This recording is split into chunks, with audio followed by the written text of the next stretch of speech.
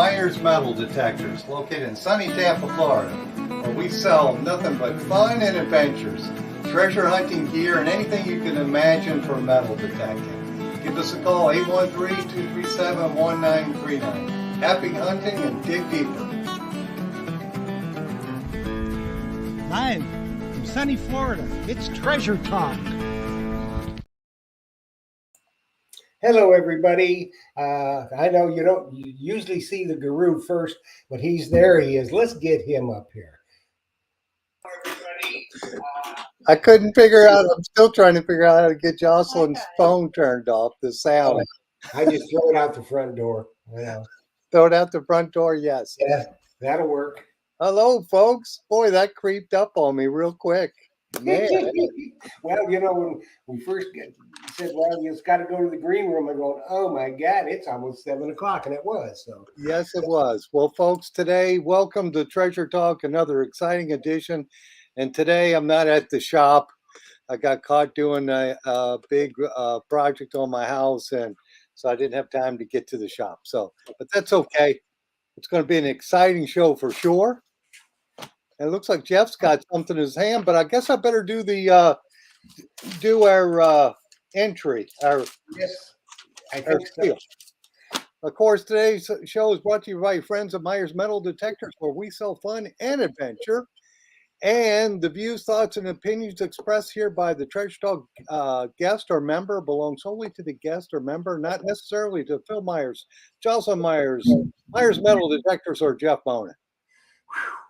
And of course, the purpose of Treasure Talk is to promote the hobby of metal detecting and treasure hunting, and to educate our members in a fun, informative manner. That is it. And we got it all out. Yes, we do. And it's on the eve of, I'll be leaving for Digstock Wednesday morning. However, I will be back for the show next week. Awesome. Originally, I wasn't going to be, but I am now. So y'all are going to get to see Big Poppy next week, too, because he's going to join us. Oh, cool. Big Poppy is always fun. Yeah, and he was going to sit in for me, but the weather's going to be so bad up there.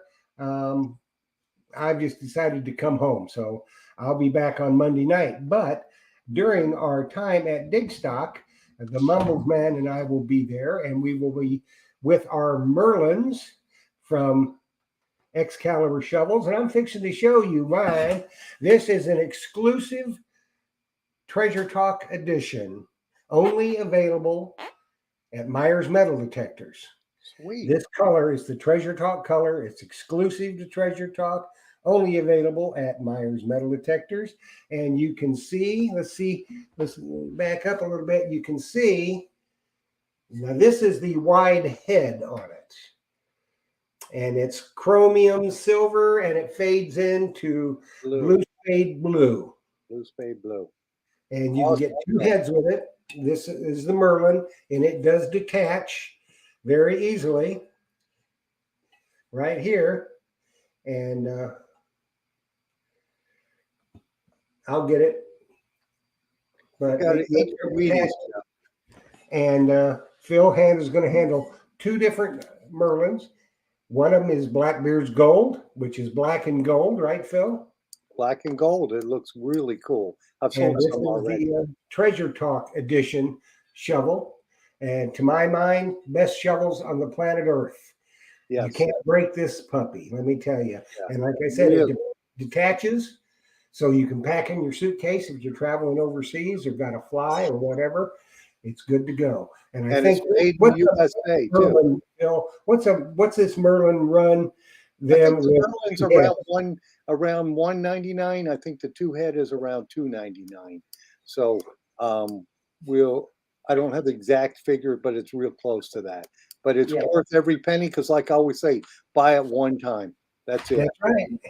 That thing is just awesome. I've used the wide myself, and I just love it here in the Florida sand or Florida grass and sand or Florida dirt.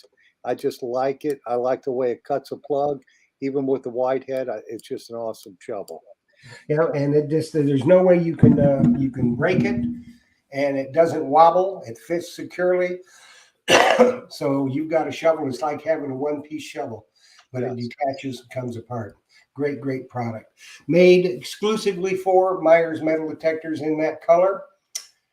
My Excalibur shovels. And Yes. y'all have met Casey before, and it's exclusive to Myers Metal Detectors. So Yeah. while I'm at Dig Stock, I'm going to have that.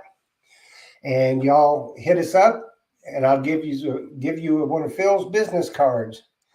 That'll be good for 10% off if you buy a Merlin. You only have to buy one head. You don't have to buy both. Or if you buy any Excalibur shovel, it doesn't have to be a Merlin. You get 10% off by mentioning Dig Stock. And when you call Phil, 813-237-1939. Nobody sells for less. Nobody stocks more for less. And if Phil don't have it in stock, you don't need You it. don't need it. Absolutely. So I think we better get on with it, don't you? Yes, I got a few things to mention to folks before we get started with our guest. One is we're going to have Terry Shannon at the WSAS meeting this month, and that's on the 21st. That's on the 21st. So if anybody wants to check out Terry Shannon, we'll be there. And of course, I know we'll have some books too. And then the other thing I wanted to mention is the WSAS. If you remember, they're doing a silver hunt, kind of like a seated hunt, like the guest is going to talk about tonight. They're having the Sam Scoggins, Jeff Zona Memorial Hunt, and that is on Sunday, March the 26th, I believe is the date on that. You just have to be a paid member, and they're going to put out, I think, over $800 in silver and prize stuff. So that'll be a good one if you're into silver hunts or seated hunts. That's local. So you don't have to drive all the way to South Carolina, where you're going to, Jeff. But if you North Carolina. It's a good club. North Carolina, that's right. Come check it out. Come see Terry Shannon for sure. Yeah, and also, just for everybody's information, the Epic Treasure Tales coming up on April 13th. I'd already had that set, or I probably would have gone to the Garrett Memorial Hunt, which is going to be killer. But I've got this Epic Treasure Tales show set up for April 13th, and we've added two. Terry Shannon will be there. Carl Fismer will be there. Mark Littleton will be there. Sid and KT Jones are going to be there. And Jimmy Crossbones will be in the house. So we're going to have 6 of them telling stories, and most of them will be true. Yeah, most of them will be true. Well, I know Jimmy Crossbones has found a bunch, so be sure to tune in for that one, because that's he's a beach hunter, and he's found a lot of gold coins on the east coast of Florida. And y'all know about Terry Shannon. Yeah, so Terry's finding silver all the time. I don't think he's found the gold yet, though, Jeff. I don't know if he's found some gold this year. Oh, gold jewelry, but he hasn't found the gold coin. Yeah, and just a little history lesson this past week, March the 3rd, I think, 1845, the state of Florida was formed. Very cool, very cool. Well, so it's going to be a big show that night. Yes, for sure. And it won't be just an hour. I guarantee you it will go past an hour. Yes, with all those guests, I imagine it would. Well, it'll probably go a couple hours. So what will happen to go live at 8 o'clock? I will greet you. I will turn the camera around. Everybody's going to be sitting around. It's going to be bida-beep, bida-bop, bida-beep, bida-bap, bida-boop. It should be fun. Should be a lot of fun. He's going to be sitting around. It's going to be bida-beep, bida-bop, bida-beep, bida-bap, bida-boop. Did I do something wrong there? I hit a button. Well, Phil, do not click anything. You'll be gone in a minute. Golly. Oh, I wanted to watch the live stream, but I can't do it for some reason. That's where we get an echo. So anyways, we better get going here. Yeah, we better get it. We better bring on Steve. Yeah, I know. And you guys have seen this young man before. As I've said, he is a world-renowned author. Some fantastic books. We're going to talk about that. All around wonderful fella. Plus, he works at Garrett Metal Detectors, which is one of the great American companies. And we're proud to have Steve Moore with us tonight from Garrett Metal Detectors. American made, American all the way. So let's bring on Steve Moore. Hi, Hey, Steve. Jeff. How you guys doing? We're doing awesome. It's 85 degrees here. Tell the folks what the temperature is and where you're at. You know, we had a windstorm last week with 90-mile-an-hour winds, but today it was up in the 80s. So we're about like Florida weather today here in Texas. Okay, yeah, we're in the 80s. Jeff, how is it still up there in the 80s where you're at, buddy? Yeah, it was about 80 today, 81. Okay. Awesome. Yes, indeed. I didn't go hunting, but Well, it's warm. Always great to see you guys. So here we go. all righty, my friend.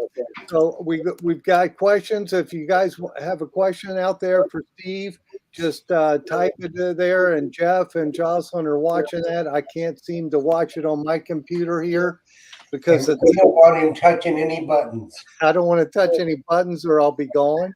That's right. I mean, he just, it's like Aladdin's lamp. When Yes. Phil starts clicking on this I think my internet at my house is better than at my store. So hopefully I won't lose it here. We'll see. If you keep your hands in your pockets, you should be good. Yes, and just on my sheets of paper that I have here. So, Steve, I guess Jeff is going up to dig stock. I know Garrett's got to be there, right? Yeah, we definitely have Miguel Ardito from our marketing department will be out there, along with some of our kind of Garrett loyalists, KG and Ringy from the Diggers Show. I think Aqua Chigger is going to be out there. There's going to be a bunch of folks.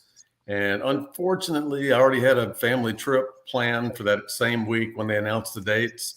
I'll actually be heading down your neck of the woods to Florida. We usually go about the middle of March every year. And wouldn't you know it, the biggest digging event on the East Coast happens to be the same week. So I'm a little sad, but looks like, Jeff, you're going to have a good time out there, right? I think so. I hope I get some good finds, but I think it's going to be the best thing about it is meeting all the people. There's a lot of people that are loyal viewers of the show that will be at Dig Stock that I know them from the show, but I've never had the privilege of meeting them. So we're going to get to meet a lot of people. It ought to be fun. Yeah, I've talked to Matt quite a bit, one of the organizers behind it, and I've seen some of the maps, and it looks like an outstanding amount of land out there. A lot of old home sites, old historic properties on there. So it sounds like everybody's got a fair chance to find some good stuff, Yeah, well, as I understand it, Steve, there's, you can find colonial, Rev War, Indian artifacts, Civil War. It's all encompassing in that area. So, right. Yeah, there's got a lot of history there. So I'm sure people are going to find a lot of stuff. And I'm glad Garrett's there representing the Garrett Metal Detecting Company. So that's cool. It looks like already the questions have started, Steve. I don't know if you could see that or not, but there's one. Jeff's got one posted here. When is the successor to the AT Max coming out? Not soon enough for me. I mean, that's the natural question we're going to get. And we've kind of spent the past year really working on the prospecting market. We'd kind of fallen back on that a little bit for a while. So we came out with the Goldmaster 24K, which was a high frequency, single high frequency VLF, really outstanding on tiny bits of gold. And so we did a little bit of work and traveling and promoting that and testing it. And just most recently, our pulse induction machine, the Axiom. And that is a tremendous machine. So, people that are in the States, you can use it at the beach. It's not submersible, but you can get the coil wet and all that, and you can hunt along the shallows. But then for those people up there in, the Civil War area, like Culpeper, Virginia, where it's that red mineralized dirt, it is a tremendous machine. So part of what I've been doing here lately is testing that. We did some travels last year, went over to Australia. All of us on the trip found gold with the Axiom. I had a tremendous time out there learning the machine, learning a lot more about it. And later this month, I'll be going down to Culpeper to the Digging in Virginia event with my friend cool. Miguel from work. And we will definitely be out there. We're going to try to bring some extra machines. A lot of people have asked questions. How light is it? It's rechargeable. How long does the charge last? Can you upgrade it online and all that stuff? So we thought, let's just bring a bunch of detectors with us and work with our local dealer, John, out there and let some folks test drive it. So I think we'll have a fun little contest and promotion there for people that want to come up and see us. And looking forward to getting out there and digging some Civil War relics, hopefully.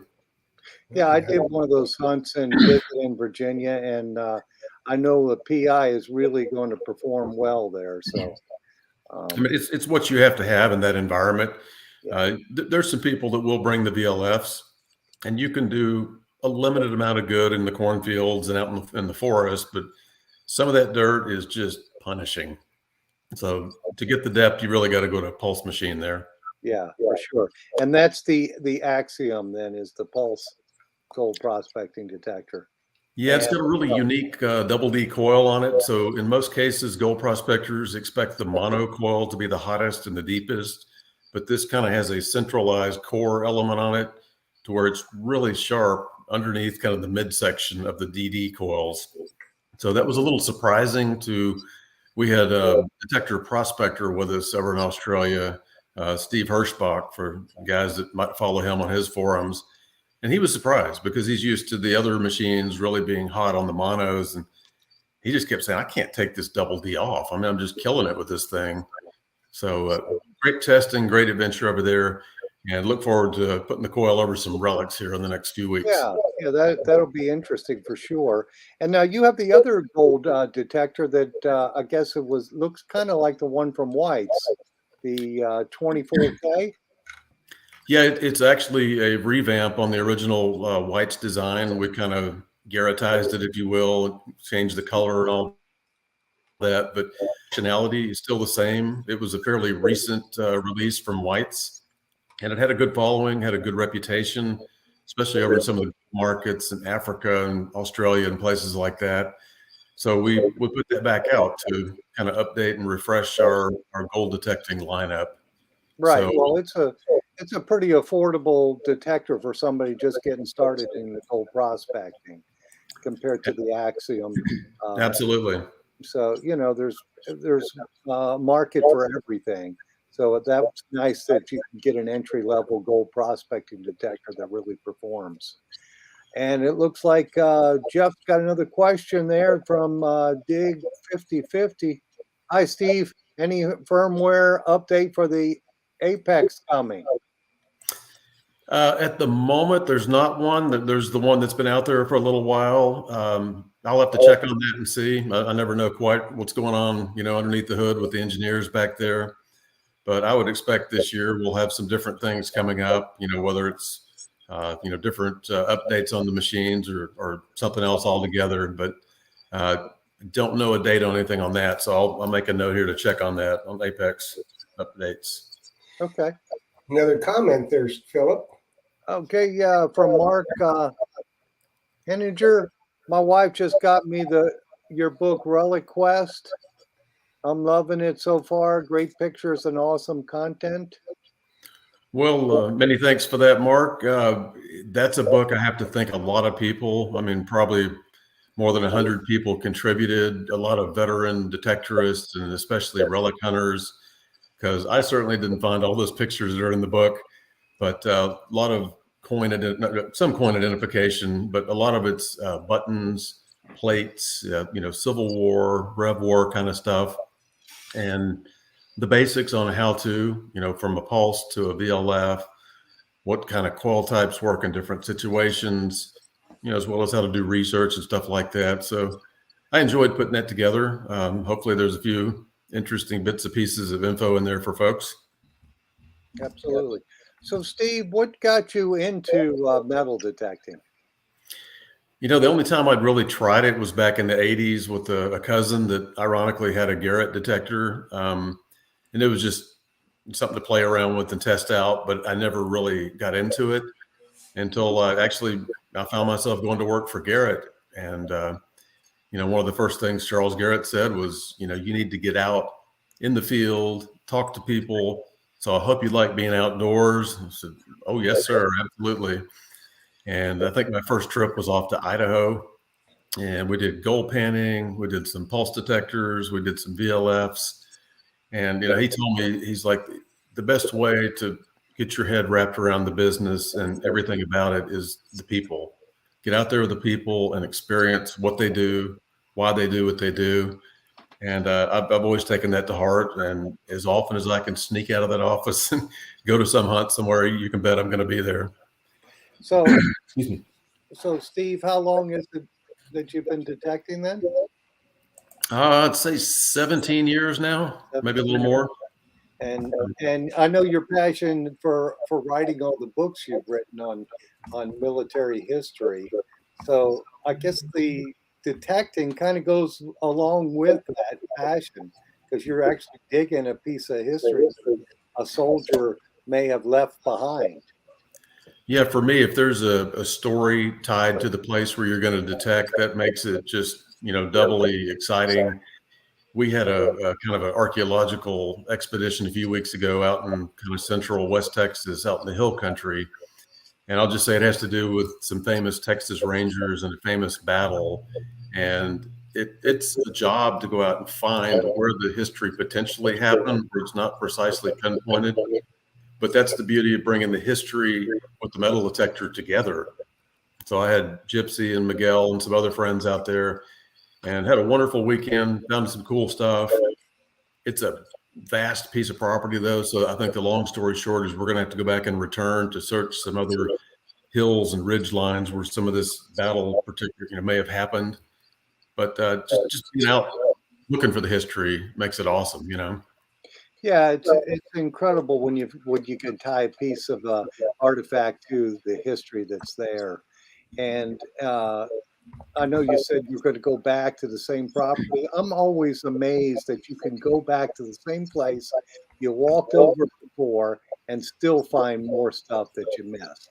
It's never hunted out. I always say that. Yeah, and this particular land out there is very arid, kind of not deserty, but really rocky, tough soil. So stuff that's 200 years old is really not going to go that deep, but it's just some unforgiving terrain, rattlesnakes and cactus and all that kind of stuff. So I'd like to kind of do it now while it's cooler. And I say that, and I just killed a snake in my backyard last night. So I think the cool's already gone, Yeah, the cool's done that for the year. But it looks like Don't say cactus to Phil. And we do have a question. Yeah, I see that, Jeff. You want to take it? Yeah, it's from Nick Haas. He says, is there going to be another production run of the TRX pinpointer, or maybe a new Garrett one coming out? Like a rechargeable carrot? That would be a good idea. I mean, right now, I'd say that, the Carrot's the best-selling pinpointer in the world, the most reliable out there, especially for, those of us that like to get in the water and not have to worry about it. There you go. Yeah. That's it. It doesn't matter, Steve, what detector brand. Everybody wants this pinpointer, waterproof to 20 feet. And it's so easily the design on it for changing the sensitivity and everything. To me, kind of hard to beat that. I know what they're talking about, the white TRX, but this was, I think, an easier for the user to use, to change the sensitivity. So I say keep this one, maybe a rechargeable system, but I think you guys nailed it on that.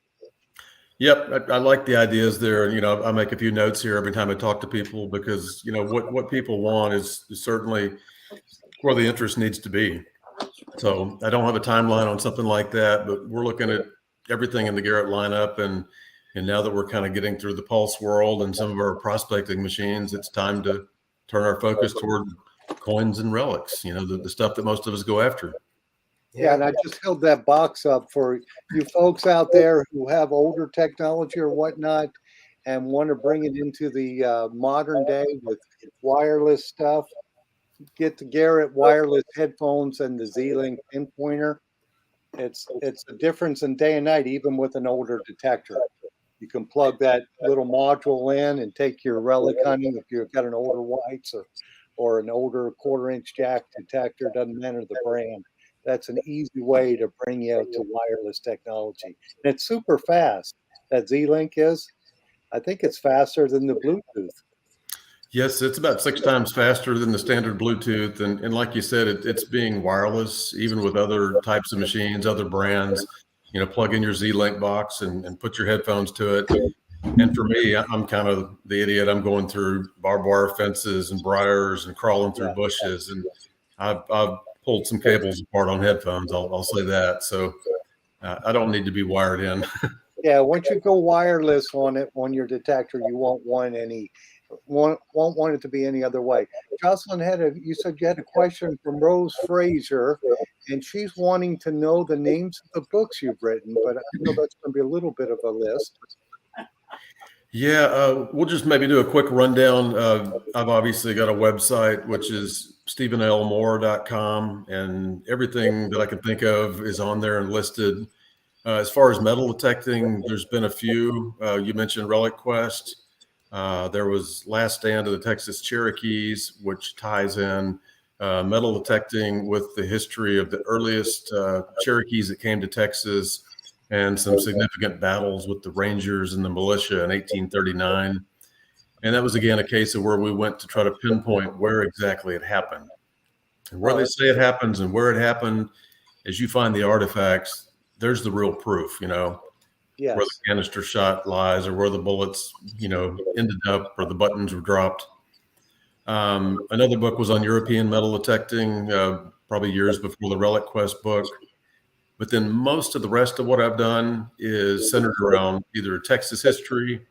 I've got a lot of Texas ancestors that go back to the Revolution that served in the Rangers in the 1830s. So I did a lot of research on the whole history of the very, very early Rangers, long before the Wild West of the 1870s. And then the majority of the rest of what I've done is World War II related, just a kind of a personal passion of mine. I enjoy talking to the veterans and meeting them and capturing their stories, but they're getting up there. One of the gentlemen I'm kind of friends with now, 98, going on 99 this year. He's in great shape, but if I don't get some of his stories out, this next year, who's to say where we'll be in a couple of years? So the first 10 stories are what brings history to life for me. So the history books, the textbooks are kind of boring, but what that guy was doing, what he was going through, bringing that, into print makes it a lot more interesting to me, at least. Yeah, it makes it interesting to me too. And I know I've told you this before, but I've seen you on the Military History Channel a couple times. That's kind of interesting. Be in the other room and recognize your voice. And I tell Jocelyn, I say, "Hey, Steve Moore's on TV. I can hear his voice."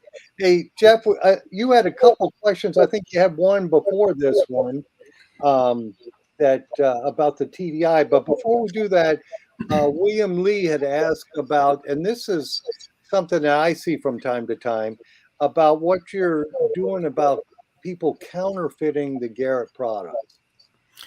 Yeah, that's always a challenge with our engineers and with the group there. I think some of the aces, we've had some overseas knockoffs on those in the past, and part of it is honestly just periodically revamping the lineup and maybe even taking some things out, because it's with certain governments, I won't name names, there's not enough ethics or morals there, and they don't do a lot to prevent cloning. The COVID country. I didn't say anything. I'm not saying anything either, but we could say stuff. But I see this pinpointer here. People will bring it into me and say, "Hey, this is not working right." I look at it and I can tell instantly it's not a Garrett. That's not a Garrett Pro pointer. They bought it. And Phil, I think a lot of it's just a general rule of thumb. If your customers are familiar with Myers metal detectors and kind of where your average price point is, if that thing's online for $35 or $50, it's not real, and it's probably not going to work. I always tell them that it's not real. It may turn on, it may make some noise, but you're not going to have the performance that you're going to expect from one of the genuine brands of detectors. And we're not the only ones. Obviously, the other brands, the other guys fight this kind of stuff too. And it's Same a exact thing. battle. Sure. Yep. So we got a question from Finders Keepers. He wants to know, when's the next new camo machine going to be released? Actually, pretty soon. There's the two that we have out now. We have the AT Max in camo, and we have the Apex in camo. And next up is going to be one of the Ace detectors in camo, because we've had a lot of requests for that. Mm-hmm. So something that's camouflage that's a little more affordable. We will, probably make that announcement here in the relatively near future. So first alert, there you go. All righty. I did have another question, and it just Jocelyn told me, and I've lost it. Oh, Kevin Merlina, he's asking, do they copy the code or just the hardware? I guess on the detectors, but I guess they copy everything, but they don't do a good job of copying because they never perform like the original. Yeah, I think a lot of it just turns out being, I'm going to try to flip a light on here. A lot of it turns out being the shell itself. They copy that, and what's inside is not authentic. It's not going to perform as you would expect. So I'm not an engineer. I don't know how well they copy what's inside it, but I know generally speaking, when we get a complaint, they have to check the serial numbers. Where did you purchase it? Oh, you paid $25 for it. Well, let's look at where you purchased that. And it goes back to, in most cases, use a reputable dealer, somebody that's been around more than 6 weeks and maybe has an idea of what these things are supposed to do, and not just selling you the cheapest thing out there. But yeah, they clone what they can, but I think more of it's visual and certainly not the performance elements. Well, that's what they go for right there. Is if it looks the same, then people are going to buy it. And then then they find out it's a piece of crap, right? And then there's nothing they can do about it because those people are gone and they're not going to do anything about it. So they don't really care what's on the inside. As long as it looks like the bestseller, then people will buy it. And it amazes me that they say, well, the Garrett's $127, but I found one for $25. It's the same exact pinpointer. Hello, McFly. Anybody home? Right. Yeah, it's really funny. But we just had a question, and I know the answer to this. They asked, does Garrett work with on the Garrett Pro Pointer? And yes, they do. And if they can't fix it, they usually sell them something at a discounted price. But most of the time, they can just fix that. I've had one go back myself. Yeah, pretty much anything we sell has got a couple of years warranty on it, and it's just a matter of returning it to the factory. If you've had it, 5 or 10 years, a detector, in most cases, we still have the parts to do the repairs, and they'll look at it and say, hey, Jeff, it's X number of dollars. Here's all the stuff that's broken. You want to fix it or have us ship it back to you? And usually they can knock it out pretty quick and get it right back to the customer. And unfortunately for us, I guess some of these things are still running 20, 30, 40 years later, without a problem. Yes. Yeah, I see 30 and 40-year-old Garrett detectors come in the store. And I've told people, well, why don't you get one of the new ones with wireless headphones and new technology? Oh, no, I just like this one. I don't want anything else. I just need a set of headphones for it. Yeah, I mean, we all fall prey to the latest exciting little bell or whistle that's on those machines. But, Mr. Garrett told me a long time ago, it's get the machine that you're on and put in some serious hours on it and dig a whole bunch of stuff, even if you don't want to dig it, because the more you dig, the more you're going to learn and you're going to get smarter at what you're digging. I've seen people with tried and true machines at rallies just, kicking butt out there because they know the sounds, they know how it operates. And there's a lot to be said for that, Yeah. If they have thousands of hours on an older detector, it's hard to convince them that they've been successful with. It's hard to convince them to try the new technology. And I get that too. I really do. Hey, I did have a couple comments that I wanted to mention. This one is Tom Becker. He said that's why you should buy from Phil. Tom, that's a good reason for sure. There you go. Because I know the Garrett line, I know their products. And then the other mention, the person, William Lee says, my favorite Garrett was the GTI 2500, which that one is still made today, correct? We still make it today. It's amazing the number of people that still buy that. There's a lot of folks, some of them in other countries, that are looking for big caches and deep treasure, and they like the old 2-box assembly that's on there. Yes, you put the eagle eye on it, and you got that really deep detector. But then, the sizing and the imaging on there is really cool too. So I've used it quite a bit over the years. I don't use it every day, but that's not to say I don't. I'll pull out just about any given machine at a different time and go back to the field with it. I'll go out and, hit up the Apex. I'll take an Ace out sometimes. I'll go back to the Max. And every once in a while, even the GTI 2500, just because I like it. Yes, well, Jeff, it looks like you got a question there, don't you? Go ahead. Go ahead. Can you see it? You take it. Okay, from Dig 5050, Steve, I really enjoy using the PPATs with my Apex, but I would like it even better if I could turn off the vibrations. Well, on your Pro Pointer, you can turn off the vibration. If that's what he's alluding to, it's just simply a matter of push that button and hold it in until you hear the beep, and then keep tapping through it. There's 6 different settings, 3 different audibles, and 3 different vibrate only. I'm sorry. Was this question to turn off the vibrate? Yes. Yeah, I think I got that backwards. You can turn off the audio, my mistake, but the vibrate is still there. Yeah, you'll have both audio and vibrate, which and I like that. You kind of like ground balance it to the soil that you're digging too. Yeah, no, my mistake. I thought he was alluding to audible at first, but I'm reading it again now. Vibrate, that still stays on in all 6 of the options. I'm just used to, like you said, in hot ground. When I go to Culpeper, I'm going to put that thing on the edge of the dirt, tap it, and tune out the dirt before I start looking for a target. So it's pretty, simple to operate. But we can't turn off the vibrate on that model. So another note for future ideas. No vibrate. Yeah, I don't mind the vibrate. Sometimes I hunt without the sound, just a vibration. If there's like dogs close by, they're not starting to bark when they hear the pinpointer go off. So I'll put it in vibrate. Well, and another thing that's good about the vibrate and the audio being there, if you're hunting without headphones, you've got the audio.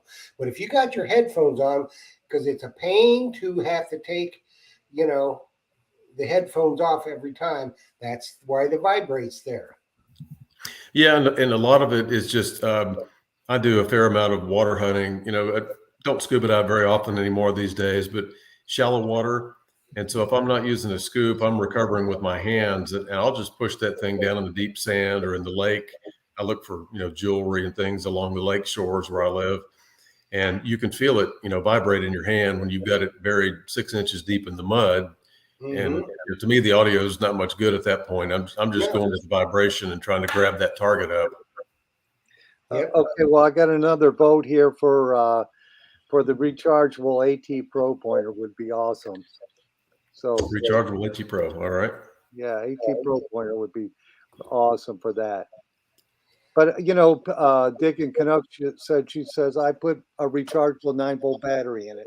So if you want that feature, you could do it right now. Just put a rechargeable battery in it, and you got it for sure. I think it's kind of the wave of where things are going with most of the newer machines. With the Axiom, most of those prospecting machines are like a brick. I mean, they're heavy as all get out, and people pick up that Axiom, and it's super light. 3-pound range with a smaller coil on it, which is almost unheard of. And I can tell you, I've swung it all day long. A couple trips to Virginia, trip over to Australia, California, Nevada, different places. And it's not a pain on the arm. And this is from a guy that, had back surgery 4.5 years ago. And I am cautious of how much weight I deal with all day long. And there is no strain. It is a pleasure to swing that thing all day. So I hear you on the AT Pro and other machines, even just taking a handful of batteries out of that, it makes a difference, Yeah, it would make it lighter. And Jeff, it looks like you got one. Yeah, Kevin Merlina wants to know, has Garrett thought about releasing an updated version of the White's DFX? Don't know if we will anytime soon. I mean, right now we've knocked out a couple, like I said, machines on the prospecting market, one VLF and then one Pulse machine. And I know DFX had a lot of followers. It was a very good machine. There's probably still some out there with a few dealers, but I don't know if that's on the immediate horizon. That's not to say we won't go back and consider putting out, a White's Pulse or VLF or Pinpointer, but I would think, some different stuff on the Garrett horizon would probably be next for us. Yeah, I see that one, Jeff. Any plans? They're asking any plans for a saltwater pinpointer. The carrot is too sensitive. They're saying in saltwater. Yeah, those are probably some of the more common questions I hear on a pinpointer is one, discriminating pinpointer, that has ferrous, non-ferrous, or one that can, eliminate or get rid of stuff like salt water. As you guys know, salt water is kind of in the foil range, which is not far from kind of the range of where small gold is going to be. So you can't really tune it out, but you want to neutralize that environment. Generally with me, when it's in the water, I tap it once and that pretty much knocks out the mineralization. Same as the hot red dirt. If you're in Australia and you put it on the ground, forget it. All you hear is ground everywhere. So you quickly have to tune the ground out. It's the same problem and or challenge that you have in the salt water. Everything in the water is conductive. And as soon as you turn it on, it's going off. So you just have to tune it out with one tap real quick. But I like the idea. Again, I'm making a few notes here on people's suggestions, and that's where we get the ideas for future stuff. Yeah, I like my pinpointer in the dirt or when I'm land hunting. Generally at the beach, I just use a long-handled scoop, and I don't want to have to get down on my hands and knees to use the pinpointer. So it wouldn't matter to me. I know you can put it on the least sensitive setting, and it works a little better. And or tap it when you turn it on. But I guess that would be a good thing. Some people, I see a lot of people on YouTube videos use a pinpointer on the salt beach. I'm just not a big user of that at that place. Yeah, at the salt beach, obviously the scoop is the way to go with the sand. I've got a few of these lakes around Texas where we hunt some of the beaches, and a lot of them have that hard packed clay. So to push those sand scoops through that clay is just a beating. And sometimes I'll just go down with my hand and grab the targets, Mm-hmm. So is there any plans for Garrett to come out with a camo T glass for Uncle Si and Jace and Jeff? Yeah, we don't really have anything going with Uncle Si, but man, I was hoping he would come out to the hunt this next month. I'm not sure about Uncle Si, but I'm going to keep my fingers crossed because back in the Duck Dynasty days, he was always my favorite. And I have an Uncle Si story. I was going out there one week to see Jace, and we had some stuff to do with him one weekend. And it was Rusty Curry and I driving. And if you listen to, Duck Dynasty in the day, Uncle Si would always swear there's Black Panthers in Louisiana, and he's seen them Black Panthers out there. Well, I saw one on the way there in the middle of nowhere in Louisiana, and Jace is like, well, you probably saw a bobcat, you saw a coyote. I'm like, no, I've spent a lot of time in East Texas. I've seen thousands of coyotes. I've seen hundreds of bobcats. I've seen wolves. This thing was sleek and black with big paws, stalking down the side of the road toward this dead animal laying on the road with green emerald kind of eyes. Yeah, there's no mistake in it. Uncle Si just love that story. Yeah, but, I wanted to comment on this. This was from JBP Hobbyist. I have an Ace 300 and an AT Pro plus the Garrett Carrot and love the wireless Z-Link headset. Well, if you don't have the Z-Link pinpointer, you need to get that one because that's an awesome setup for hunting for sure. Isn't it, Steve?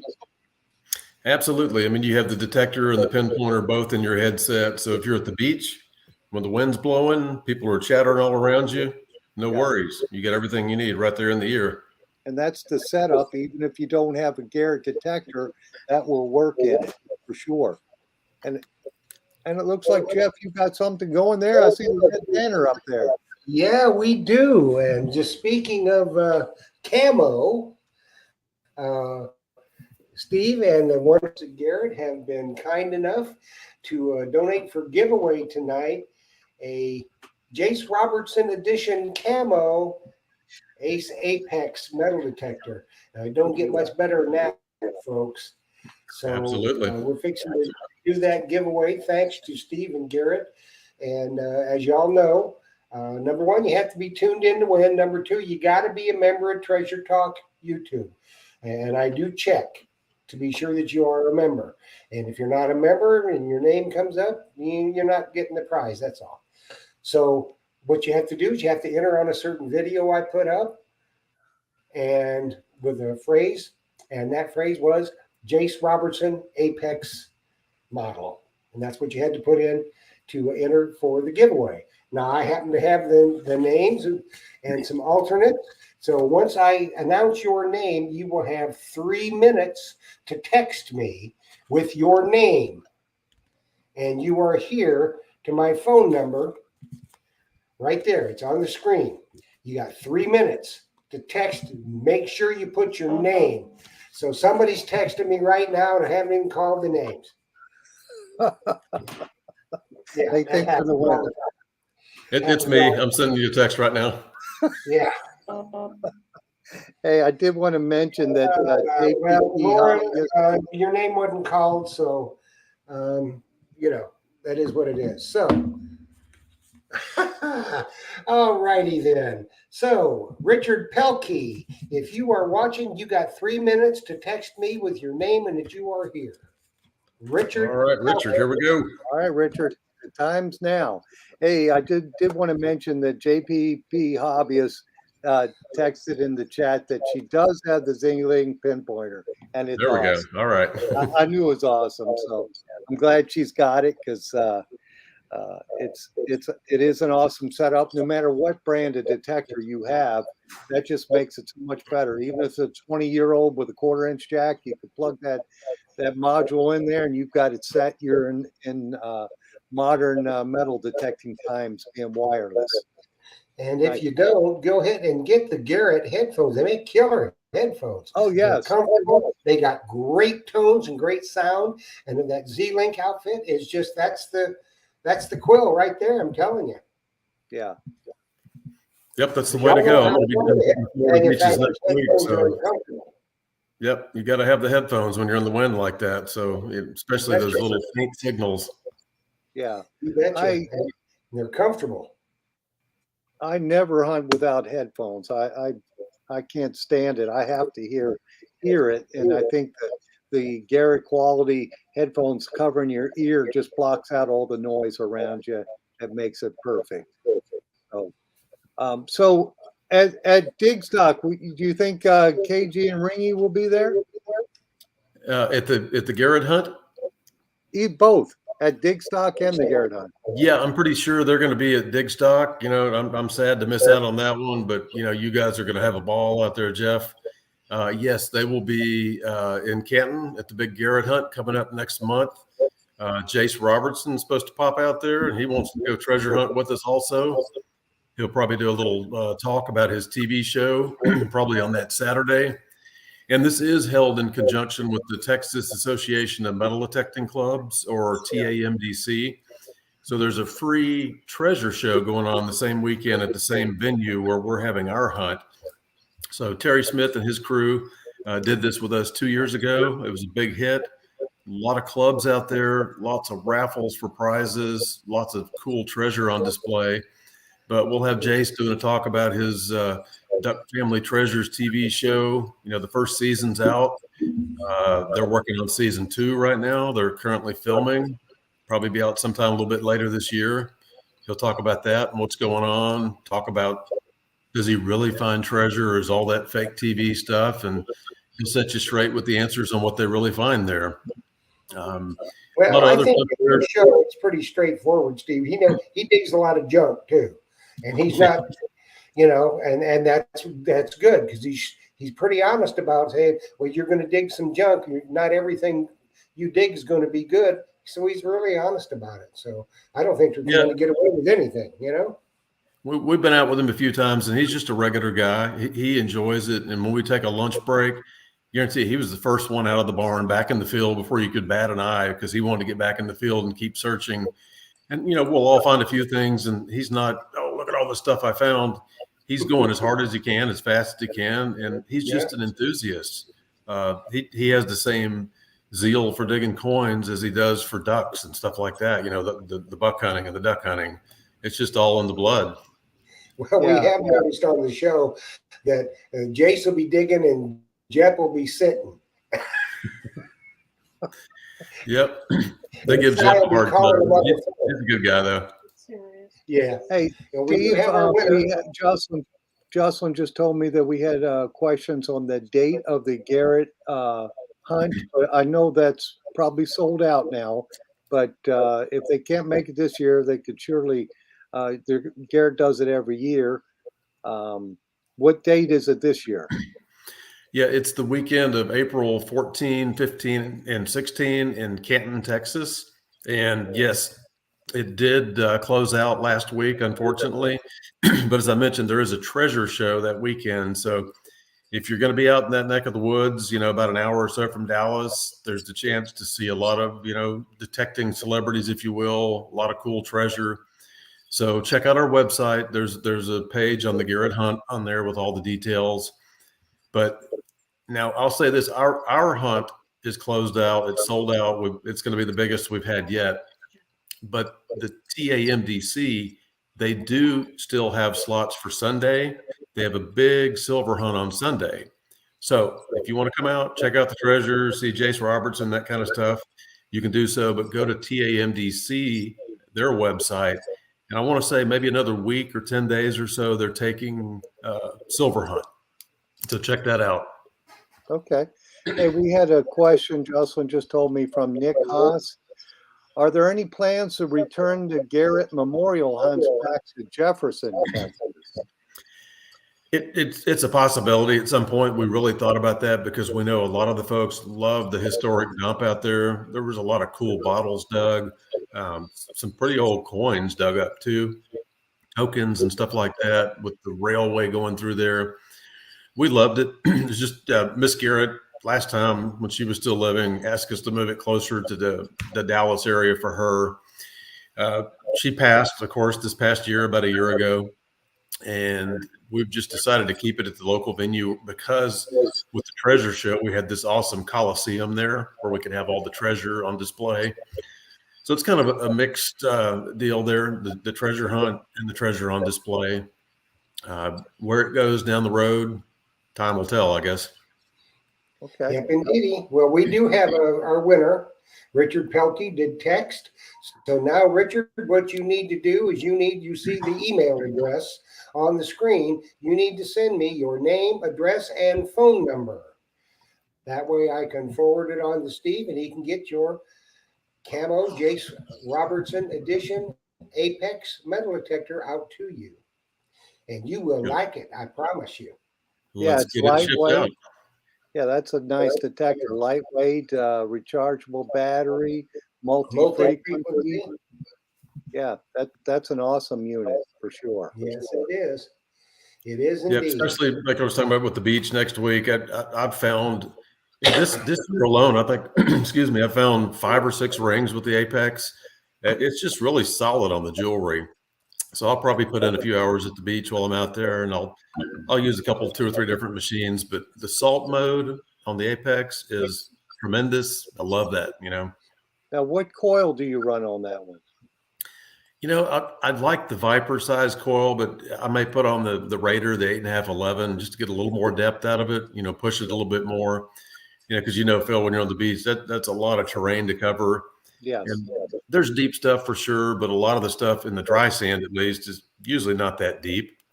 So big coil for good depth, but also cover a lot of ground at the same time. Yeah. Well, we know some people that do use the Apex on the beach. I think Ricky T's got one. He likes it on the beach.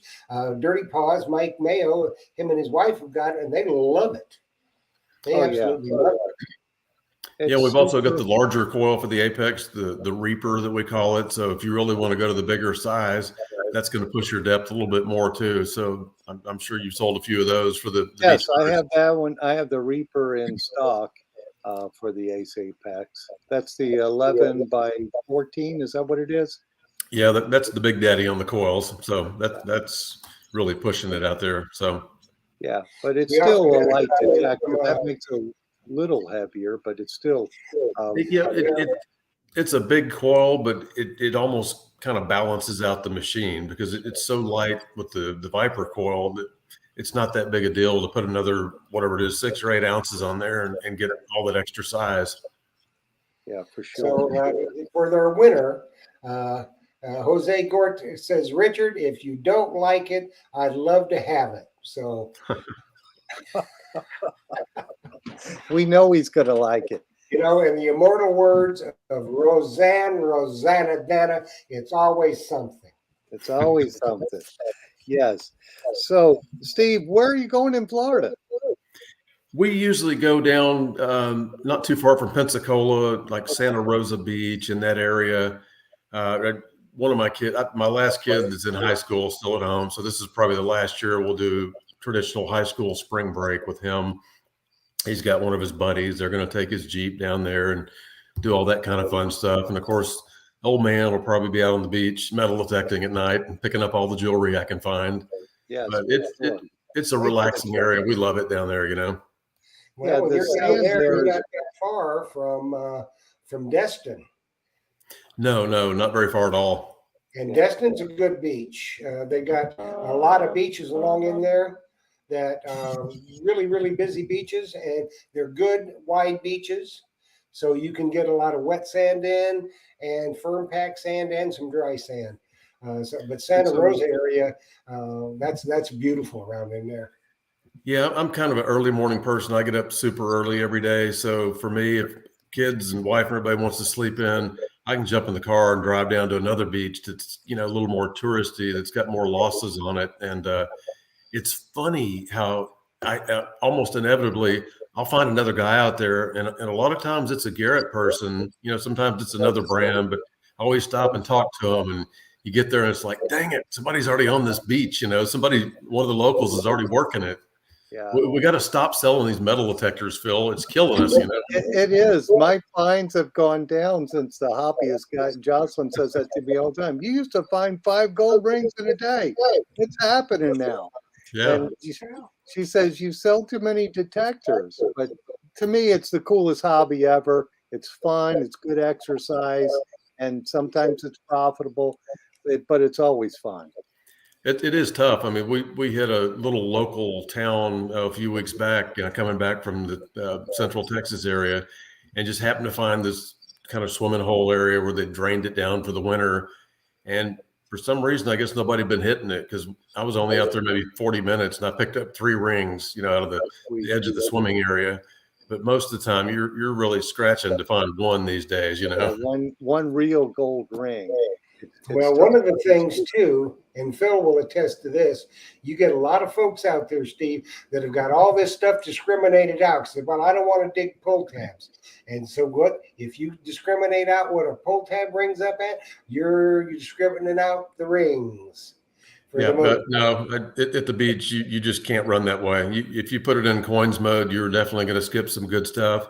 Yes. And there's some little gold earrings and charms and stuff, little silver charms. They don't ring up super high a lot of the time. So if you've notched out the 40s and some of the mid-tones and the 50s, you're going to skip some of that stuff for sure. Yes. Yep, that's for sure.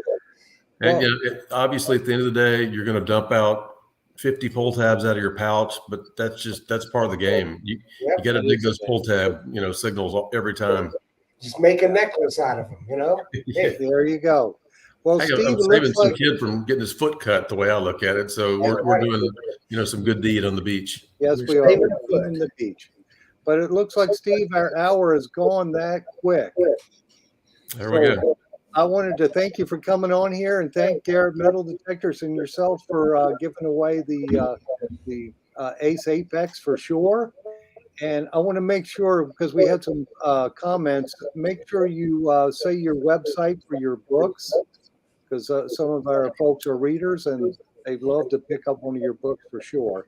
So please Yeah, do that. most of those are on Amazon and places like that. But www.Stephen with a PH, middle initial L, and last name Moore, StephenLMoore.com.